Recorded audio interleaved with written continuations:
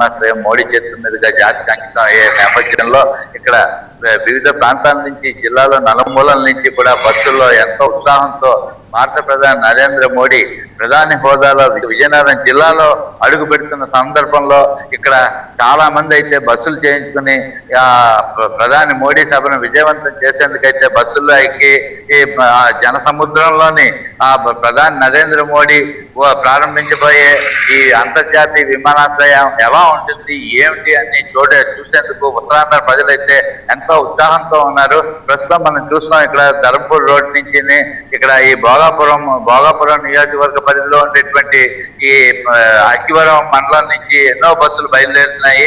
ఇక్కడ ఉదయం లేచిన దగ్గర నుంచి ఎంత వేగం మోడీ సభకు వెళ్లి జనాలు ఏమైనా అయితే మోడీ గారిని చూసి ఈ అంతర్జాతీయ విమానాశ్రయం ప్రారంభోత్సవంలో తమ వంతు భూమికి కూడా పోషించేందుకైతే ఎంతో ఉత్సాహంతో అయితే మాత్రం ప్రజలైతే బస్సులు చేయించుకుని బస్సుల్లోని అలాగే వివిధ ట్రాన్స్పోర్ట్లు ఉపయోగించుకుని మోడీ సభకు వెళ్లి ఎలాగైనా విజయవంతం చేయాలని చెప్పి ఇక్కడైతే ప్రజలైతే ఎంతో ఆతృతగా ఎదురు చూస్తూ బస్సుల్లో అయితే ప్రయాణం చేసి ఎయిర్పోర్ట్ కి చేరుకునేందుకు సిద్ధంగా ఉన్నారు. కెమెరామ్యాన్ శ్రీనివాస సుబ్బారావు, 99 టీవీ, భోగాపురం అంతర్జాతీయ విమానాశ్రయం నుంచి.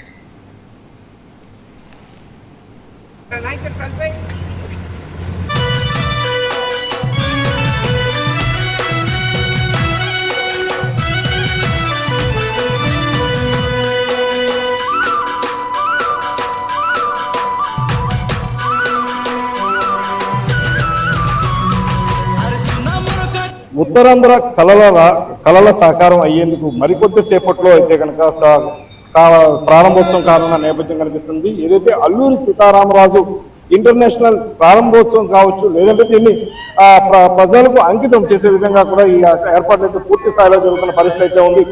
ఇప్పటికే పెద్ద ఎత్తున అన్ని జిల్లాల నుంచి కూడా ఇక్కడ ప్రజలు అయితే కూడా తరలి వస్తున్న పరిస్థితి అయితే ఉంది. ఏదైతే ప్రధానమంత్రి మోడీ చేతుల మీదుగా ప్రారంభోత్సవం కానున్నటువంటి ఈ ఎయిర్పోర్ట్ కి సంబంధించి పూర్తిగా కూడా